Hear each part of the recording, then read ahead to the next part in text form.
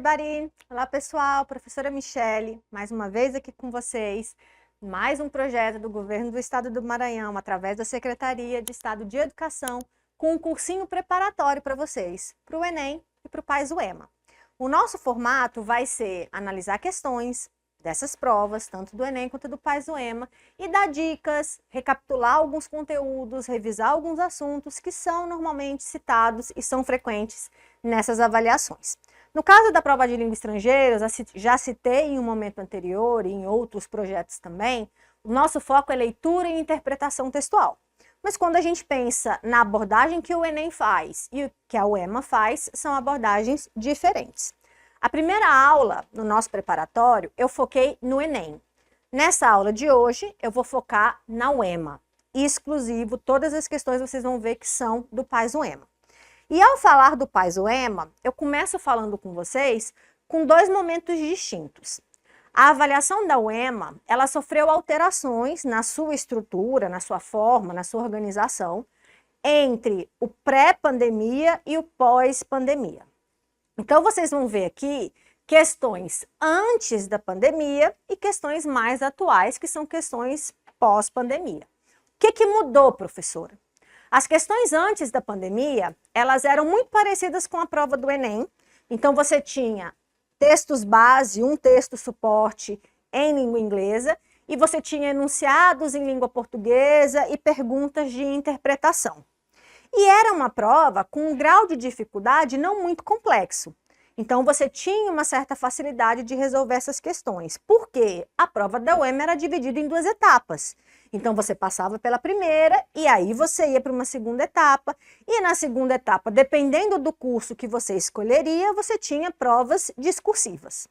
Quando surgiu a pandemia, a gente teve toda uma situação associada à restrição, a evitar aglomeração, e aí a UEMA passou a ter uma fase única. Quando isso aconteceu, a prova de língua estrangeira ficou muito parecida com os modelos de vestibular tradicional. O que é isso? Textos em inglês, com perguntas e alternativas em inglês, para você poder analisar. A UEMA tem uma tradição de, além de cobrar a parte interpretativa, ela também faz referência à gramática. Então, vocês vão ver ao longo dessas aulas que nós vamos oferecer para vocês no preparatório, diferentes tipos de questão com diferentes tipos de texto, certinho? Então, vamos começar. Primeira questão, por exemplo. Aqui é uma questão do PAS UEMA de 2020, ou seja, a prova que aconteceu em 2019, antes da pandemia. Então, olha que o texto base, como eu falei para vocês, é em português. O texto da Scarlett Ibis descreve uma ave muito comum na América do Sul e em parte do Caribe. No Maranhão, essa ave é conhecida como guará. Então, olha que a introdução do texto, né, aquilo que vai te dar a dica do texto base, que é esse texto em inglês, ele já te traz um monte de informação. Aqui começa o nosso texto em inglês, que é o suporte que a gente vai usar para analisar. Ele continua por aqui. Aqui está um pouquinho extenso, porque a gente coloca uma fonte maior para vocês conseguirem visualizar, mas é um texto de 2 parágrafos. E a pergunta. E olha como a pergunta é uma pergunta objetiva. Em quais países encontra-se a maior concentração de guarás? Ou seja, você tem que voltar para o texto base e procurar onde é que tem essa referência de um par de países que vai me trazer essa resposta, tá bom? Então, para você observar, era uma questão bem direta, bem objetiva para você analisar. Vamos lá para o nosso texto base. Scarlett Ibis é o título. Você já sabe pelo enunciado que está aqui em português que Scarlett Ibis é o guará, essa ave vermelha. E o texto no primeiro parágrafo não cita nenhum país. Se a gente pensar em estratégia de leitura, quer dizer que para resolver a questão você poderia ignorar essa parte aqui do texto.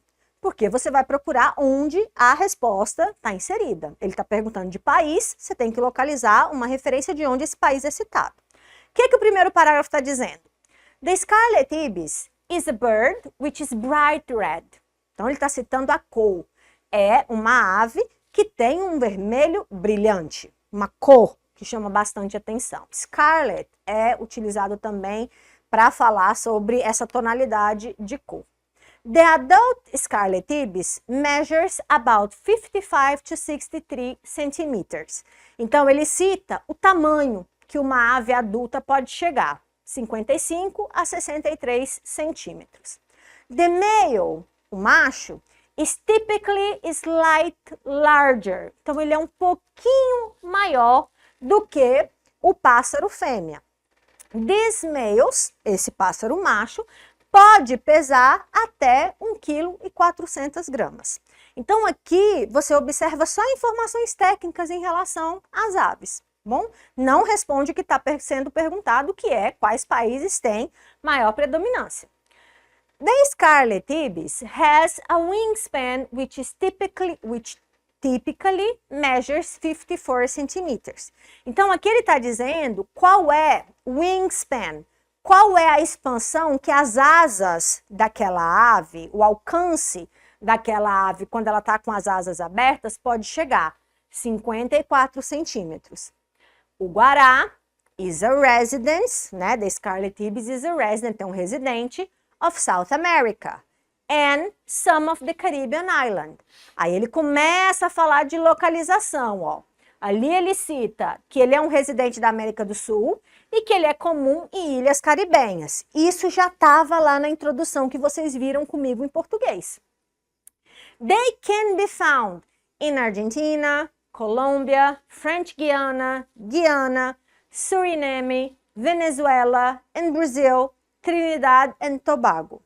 Olha que aqui apareceu um monte de país, mas você viu lá na pergunta que ele só quer 2. Então, eu ainda não achei a resposta. No final do texto, o que ele diz? They are most prolific, quer dizer, eles se proliferam, eles se multiplicam com maior frequência in the Llanos region, an area of western Venezuela, que fica numa área nordeste, numa área ocidental da Venezuela e numa área ocidental da Colômbia. Então, aqui apareceram os dois ou as duas referências dos países que nós estávamos procurando, Venezuela e Colômbia. Essa pergunta, quando aconteceu essa prova, algumas pessoas confundiram e marcaram alternativas que tinha Brasil. Porque lá no texto começa a falar, poxa, o guará é comum no Brasil e tal. Por isso que é importante você ler o texto e tentar localizar a informação que está sendo perguntada. Olha a diferença da prova mais recente que a gente tem na UEMA, por exemplo. Uma questão que caiu no Paz-UEMA do ano passado, 2023, que conta 2024, porque é o ano que as pessoas entram na universidade. O texto tem o título Wangari Maathai. É um nome próprio, o nome de uma pessoa, de uma queniana. Vou passar o texto para vocês verem a diferença. Olha que é um texto bem mais extenso. É um texto que é extraído de uma biografia. Você vai observar muito nas provas atuais o que a gente chama de referência bibliográfica. Então, são fragmentos longos de textos retirados de livros que a UEMA usa e normalmente linguagem muito objetiva e muito técnica. Não é muito frequente a gente observar na prova atual da UEMA poemas, músicas, que são textos que trabalham um pouco mais com subjetividade, tá? O que eu recomendo para vocês nesse caso da prova? Mesma coisa que eu falo para o Enem, começa pela questão. Por quê? Porque você tem um texto enorme, 7 parágrafos, 8 parágrafos, 5 parágrafos, então é um texto maior. E ao identificar o enunciado, você começa a usar aquela técnica de tentar localizar as palavras-chave. Por exemplo, o enunciado vai estar em inglês também. Então, entender a pergunta também vai ser um fator de dificuldade. Professora, você está me assustando. Não é essa a ideia. Eu estou mostrando para vocês qual é a prática que a UEMA vem usando nas provas mais recentes. Pode acontecer que ela volte a usar o modelo anterior e aí você já está preparado para qualquer uma das formas. O que é importante é você entender que a abordagem que a UEMA faz nas suas questões são abordagens mais objetivas. Não é tanto uma capacidade de interpretar o que o texto quis dizer, mas sim a capacidade de você localizar aquilo que está sendo questionado. Então, vamos ver o que a pergunta quer. Wangari Maathai, então essa pessoa, developed a project to improve the environment. Essa pessoa desenvolveu um projeto para aprimorar ou para melhorar o meio ambiente. Professor, eu não conhecia essas palavras. Aí você vai procurar as palavras que você conhece, as palavras que parecem com português, e vai usar essas palavras para achar no texto, em alguns casos, até por aproximação, certo? Depois, if they fail maintain the main goal of this project, one would have as a consequence. Complete a frase, né? Então, o que ele está dizendo? Se as pessoas que participam desse projeto falharem no seu principal objetivo, no principal objetivo do projeto, one would have as a consequence. Alguém teria como consequência. Vocês vão ver na prova da UEMA, com muita frequência, aparecer essa palavrinha one. One a gente conhece como numeral. 1, 2, 3, número 1. Mas one também é um pronome indefinido. Então, ele pode ser usado nesses formatos de questão para fazer referência a uma pessoa desconhecida, a alguém, a um indivíduo. Bom? Então, nós temos que voltar para o texto para tentar localizar qual seria a consequência se o projeto que ela criou para melhorar o meio ambiente não conseguisse atingir seu objetivo. O que a gente tem de alternativa? Deforestation of the village, que seria o desmatamento da vila. Flourishment of many trees in the area, então teria um florescimento de muitas árvores na região. Isso seria uma coisa boa, então não seria a falha do projeto, então a gente poderia descartar a letra B. Desertification of the environment, a desertificação do meio ambiente. Easier fuel resource, teria mais recurso de combustível com mais facilidade. A gente também pode fazer uma análise quanto a isso. E a terceira, the community starving to death. A comunidade iria morrer de fome. Então, vamos analisar o objetivo do projeto e vamos tentar identificar qual seria a consequência se o projeto não desse certo. Vamos olhar o texto superficialmente. O que o primeiro parágrafo diz para nós? Lembra que é o fragmento de uma biografia. Então, ele dá detalhes sobre ela. Ó. Esse é o nome dela, aqui está o nome completo, ela nasceu nessa data, nesse lugar, ela morreu naquela data. Então, você vê informações técnicas que você identifica facilmente. Ela foi uma política queniana e uma ativista ambiental. Tem algumas palavras que são importantes vocês irem buscando. Palavras que são associadas a questões de atualidades. Então, como que é, por exemplo, em temáticas de meio ambiente? Quais são palavras-chave?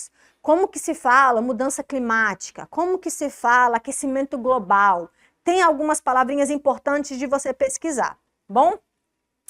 Depois, continuando da biografia dela, aqui fala que ela ganhou um prêmio, que foi o Prêmio Nobel da Paz, ela ganhou em 2004, e ela se tornou a primeira afro-americana, a primeira negra africana a vencer um Oscar. Uma mulher africana, o Oscar não, gente, o Nobel, tá? Foi a primeira a vencer esse prêmio, a primeira mulher.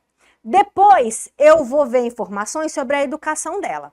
Então, ela foi educada nos Estados Unidos, ela estudou nessa faculdade, aí tem o ano que ela estudou. Então, são informações que você vai identificando geral ao fazer essa análise superficial.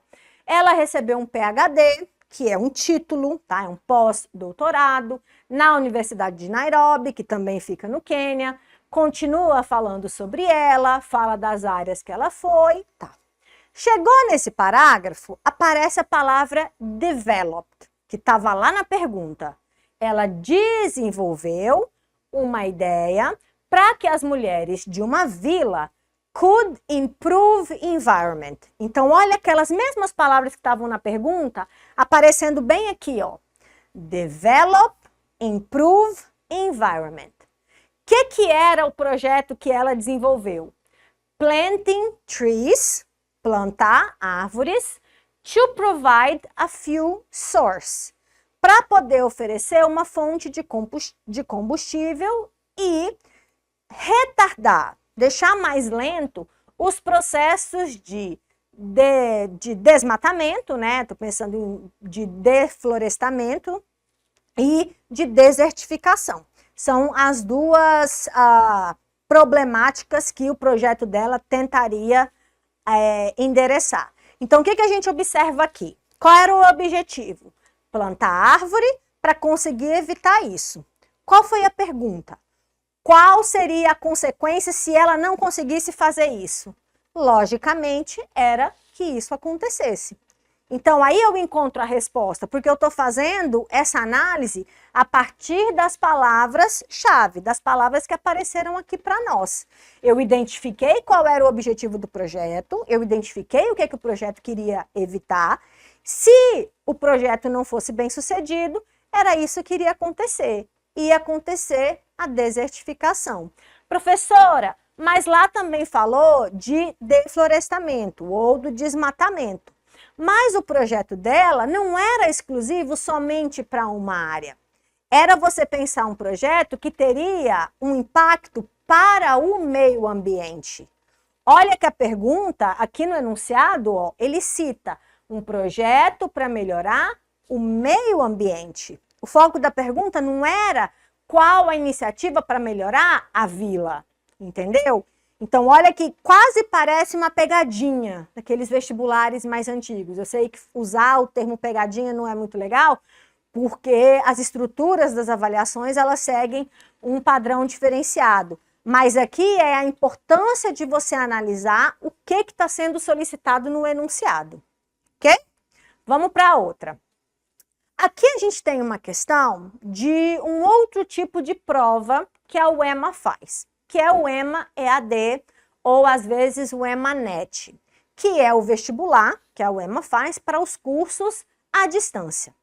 Vocês vão observar que o tipo de prova do EAD é um pouquinho diferente da prova regular. Os textos são um pouco mais simples, são mais reduzidos e normalmente você tem um texto base para responder todas as perguntas, certo? Quanto no outro você tem um texto para várias questões. Aqui tem o título e olha a pergunta. O escopo da língua portuguesa favorece o uso de vários termos para se fazer referenciação em um texto. Um dos elementos mais utilizados para esse fim são os pronomes. Então, olha que é uma pergunta gramatical. Ele quer saber se você conhece os pronomes e se, ao conhecer os pronomes, se você consegue identificar a referência pronominal no texto. O que é a referência pronominal? É você usar um pronome para substituir um termo e assim evitar a repetição. Então, por exemplo, a Michele é professora de inglês. Ao invés de você falar de novo a Michele, você pode dizer ela. Esse ela é a referência pronominal. Eu estou substituindo o nome por um pronome. No texto, marshmallows are 4,000 years old, verifica-se os pronomes them e o pronome they. Tem o mesmo referente, quer dizer, eles se referem à mesma coisa. Esses pronomes fazem referência a quê? Então, qual conhecimento você precisa ter? O que significam esses pronomes? E voltar para o texto para analisar onde ele está inserido para ver qual termo ele está fazendo a referência. O que significa they? Eles ou elas. Pronome sujeito, é o que a gente chama de pronome pessoal do caso reto, usado para a terceira pessoa do plural. Them é a mesma variação, ou seja, terceira pessoa do plural, mas aí é quando o objeto da frase. Então, é o que nós chamamos de pronome pessoal do caso oblíquo. They é sujeito da frase. Them, objeto da frase. Vamos para o texto procurar onde é que estão esses dois pronomes. No começo, ele te fala, o marshmallow é uma gostosura, algo que eles utilizam com muita frequência nos acampamentos. Vocês já devem ter visto em filmes. A gente aqui no Brasil normalmente associa o marshmallow aos docinhos que vêm em pacotes mais artificial. Olha onde aparece o pronome. They. They were made from the sap of the mallow plant and mixed with the nuts and the honey. Nessa parte, esse they, ele está fazendo referência ao assunto do texto. O texto está falando de quê? Dos marshmallows, esse doce. Aqui aparece essa referência. O them aparece primeiro, ó. The earliest marshmallows date back to as early as 2000 BCE, when the ancient Egyptians served them as a delicacy. Então ele fala, a primeira vez que marshmallow apareceu na história foi há mais de 2.000 anos antes de Cristo, fazendo referência de que eles eram utilizados pelos antigos egípcios. E eles serviam os marshmallows como uma delicatesse, né? Como se fosse algo, uma especiaria, algo diferente. Bom? Então, tanto o pronome they quanto o pronome them, eles estão fazendo referência ao assunto do texto, ao tópico principal do que foi tratado, que são os marshmallows. Outra questão da UEMA, também do regular, da UEMA tradicional. Olha de novo aquela diferença que eu mostrei para vocês lá no começo. Tem um título, tá? O título, ele vem de uma fonte informativa, Newsner, é um veículo de imprensa, começa o texto, aí você vai ver que ele tem vários parágrafos, você não vai ler esse texto todo na hora de responder a questão, senão você não vai conseguir fazer mais nada na sua prova. Então a dica é, começa pela pergunta. O que a pergunta diz? Scientists have discovered resveratrol as a natural resource can be found in many fruits. The natural resource we can extract it from is. E aí aparecem as alternativas. Ginger, yeast, worms, plums, fish. O que o enunciado está dizendo para nós? Cientistas descobriram que existe essa substância aí, ó, resveratrol, que é o nome científico, por isso não tem tradução, como um recurso natural que aparece em muita fruta. O recurso natural, ou seja, esse resveratrol, o recurso natural que nós podemos extrair o resveratrol é uma dessas alternativas. Então, para resumir, o que você tem que achar aqui? Qual dessas palavras representa uma fruta? Então, se você tivesse o vocabulário, se você soubesse o que é ginger, o que é yeast, o que é worms, o que é plums e o que é fish, você já responderia a questão e nem precisaria voltar para o texto. Porque o foco da pergunta te direcionou a localizar a fruta. Professora, mas tem um monte de palavra aí que eu não conheço. Aí você tem que voltar para o texto para tentar localizar onde que fala de resveratrol, onde que fala de frutas, para você poder localizar a resposta correta. Vou ajudar vocês aqui. Qual é o título do texto? Como os textos atuais da UEMA são textos extensos, é interessante, quando você lê o enunciado, que você considere também o título do texto, para você ter uma ideia do assunto, as palavras mais importantes, as palavras se repetem várias vezes. O título é Science Confirm. A ciência confirma. Dark chocolate and red wine helps keep you looking young.